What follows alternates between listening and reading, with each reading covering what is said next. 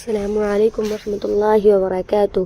ام المومنین حضرت سودا رضی اللہ تعالی عنہ حضرت سودا رضی اللہ تعالی عنہ قریش کے ایک قبیلے عامر بن لوئی سے تعلق رکھتی تھیں۔ سلسلہ نسب یہ ہے: سودا بنت زمعہ بن قیس بن عبد شمس بن عبد ود بن نصر بن مالک بن عسل بن عامر بن لوئی۔ حضرت سودا کی والدہ کا نام شموس تھا، جو مدینہ منورہ کے خاندان نجار کی خاتون تھی۔ سودا کا پہلا نکاح ان کے والد کے چچا کے بیٹے سکران بن عمر سے ہوا تھا۔ حضرت سودا رضی اللہ تعالی عنہ کا شمار ان لوگوں میں ہوتا ہے جو اسلام کی دعوت کانوں میں پڑتے ہی مشرف با اسلام ہو گئے تھے۔ ان کے شوہر حضرت سکران بن عمر نے بھی ان کے ساتھ ہی اسلام قبول کر لیا تھا۔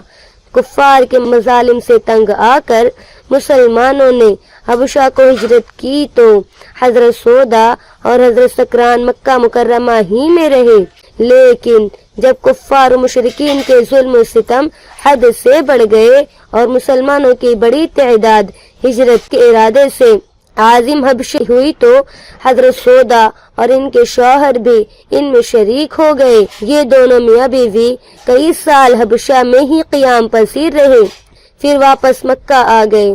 مکہ واپس آنے کے کچھ دن بعد حضرت سکران رضی اللہ تعالی عنہ فوت ہو گئے۔ ازواج مطہرات میں حضرت سودا پہلی خاتون ہے جو حضرت ختیجہ کے بعد حرم نبوی میں داخل ہوئی۔ ان کے نکاح کی تفصیل یہ ہے کہ حضرت خدیجہ کی وفات کے بعد رسول اللہ صلی اللہ علیہ وسلم بہت مغموم اور پریشان رہتے تھے۔ حضرت عثمان بن مظعون کی بیوی حضرت خولہ بنت حکیم نے حضرت صلی اللہ علیہ وسلم کے چہرے مبارک پہ آثار ملال دیکھے تو عرض کیا: یا رسول اللہ، آپ بہت غمگین رہتے ہیں، آپ کو ایک مونس کی ضرورت ہے۔ آپ نے فرمایا: گھر کی نگرانی اور بچوں کی دیکھ بھال ختیجہ کیا کرتی تھی، اب میں اس سلسلے میں پریشان ہوں۔ آپ کا اشارہ پا کر وہ حضرت سودا کے والد زمعہ کے پاس گئیں جو بوڑھے ہو چکے تھے۔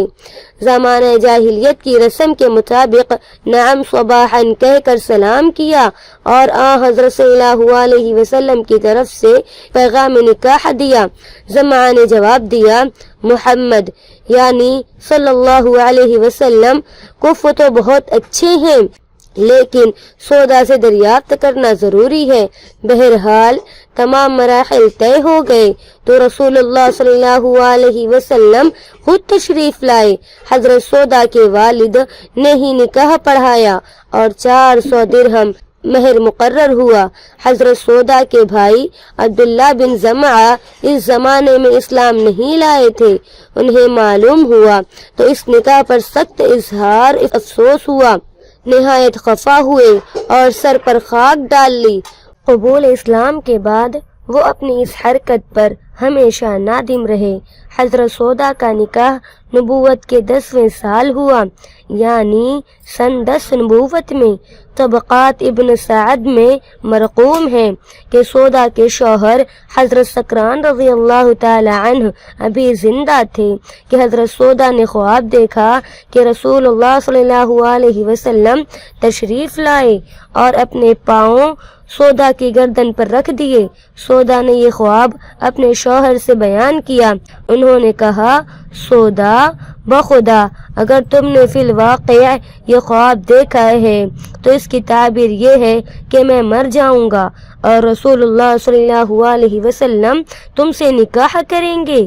کچھ دنوں بعد سودا نے پھر خواب دیکھا کہ وہ تکیے کے سہارے لیٹی ہیں اور آسمان سے چاند پھٹ کر ان پر آ گرا ہے۔ یہ خواب بھی انہوں نے سکران سے بیان کیا۔ سکران نے اس کا جواب بھی یہی دیا کہ میں بہت جلد مر جاؤں گا اور تم رسول اللہ صلی اللہ علیہ وسلم کے عقد میں چلی جاؤ گی۔ چنانچہ سکران اسی دن بیمار ہوئے اور چند روز بعد وفات پا گئے۔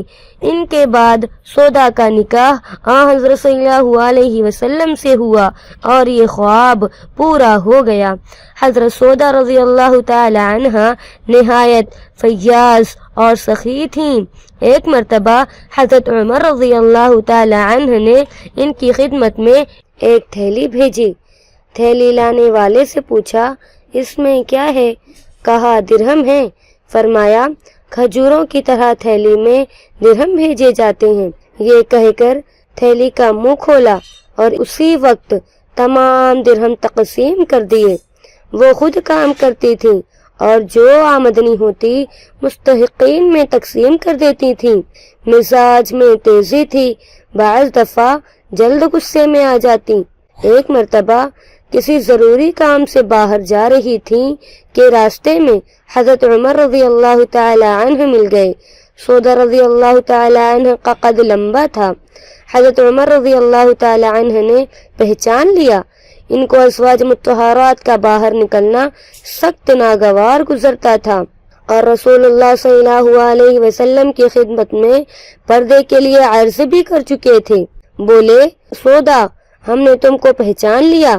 سودا رضی اللہ تعالی عنہ کو حضرت عمر رضی اللہ تعالی عنہ کی اس بات پر غصہ آ گیا اور واپس آ کر رسول اللہ صلی اللہ علیہ وسلم سے حضرت عمر رضی اللہ تعالی عنہ کی شکایت کی۔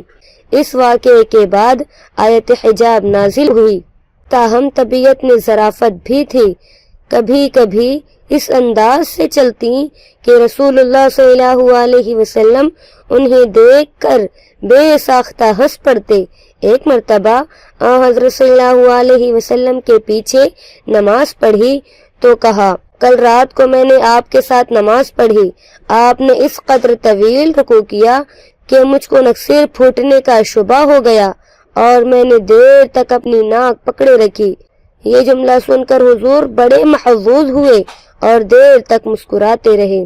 حضرت سودا رضی اللہ تعالی عنہ رسول اللہ صلی اللہ علیہ وسلم کی فرما برداری میں تمام ازواج مطہرات سے ممتاز تھیں۔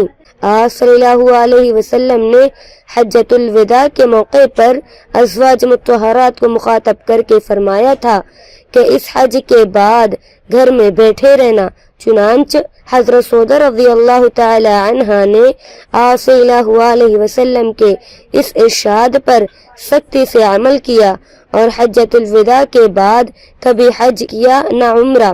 فرماتی تھیں، میں حج بھی کر چکی ہوں اور عمرہ بھی، اب اللہ کے رسول کے حکم کے مطابق گھر ہی میں بیٹھی رہوں گی۔ ام المومنین حضرت سودا رضی اللہ تعالی عنہ سے صرف 5 احادیث مروی ہیں۔ ان میں سے ایک صحیح بخاری میں ہے اور 4 سنن اربعہ میں۔ صحابہ میں سے حضرت عبداللہ بن عباس، حضرت عبداللہ بن زبیر اور حضرت یحییٰ بن عبد الرحمن رضی اللہ تعالی عنہم نے ان سے روایت بیان کی۔ اصحابہ میں ہے کہ حضرت سودا رضی اللہ تعالی عنہ دجال سے بہت ڈرتی تھیں۔ ایک مرتبہ حضرت عائشہ اور حضرت حفصہ کے ہاں آ رہی تھیں کہ دونوں نے اس راہ مزاح کہا، سودا تم نے کچھ سنا؟ کہا، نہیں۔ بولی، دجال ظاہر ہو گیا ہے۔ حضرت سودا نے یہ سنا تو خوف زدہ ہو کر قریب کے ایک خیمے میں جا گھسی۔ حضرت عائشہ اور حضرت حفصہ ہنستی ہوئی رسول اللہ صلی اللہ علیہ وسلم کے پاس آئیں اور آپ صلی اللہ علیہ وسلم کو اس مزاح کے بارے میں بتایا۔ اور حضرت صلی اللہ علیہ وسلم تشریف لائے اور خیمے کے دروازے پر کھڑے ہو کر آواز دی، سودا ابھی دجال نہیں نکلا، باہر آ جاؤ۔ حضرت صلی اللہ علیہ وسلم کی آواز سن کر حضرت سودا باہر آئیں۔ خوف طاری تھا اور بدن پر مکڑی کا جالا لگا ہوا تھا جسے باہر آ کر صاف کیا۔ رسول اللہ صلی اللہ علیہ وسلم سے حضرت سودا رضی اللہ تعالی عنہ کی کوئی اولاد نہیں تھی، البتہ پہلے شوہر حضرت سکران سے ایک لڑکا ہوا تھا جن کا نام عبد الرحمن تھا اور وہ علاقہ فارس کی جنگ جلولہ میں شہید ہو گئے تھے۔ حضرت سودا رضی اللہ تعالی عنہ کا انتقال حضرت عمر رضی اللہ تعالی عنہ کی خلافت کے آخری زمانے میں ہوا۔ حضرت عمر رضی اللہ تعالی عنہ نے 23 ہجری میں شہادت پائی، اس لیے حضرت سودا رضی اللہ تعالی عنہ کا سال وفات غالباً 22 ہجری ہوگا۔ واقدی نے لکھا ہے کہ 54 ہجری میں فوت ہوئی، لیکن دیگر مورخین نے اس سے اختلاف کیا ہے اور لکھا ہے کہ انہوں نے 22 ہجری میں انتقال کیا۔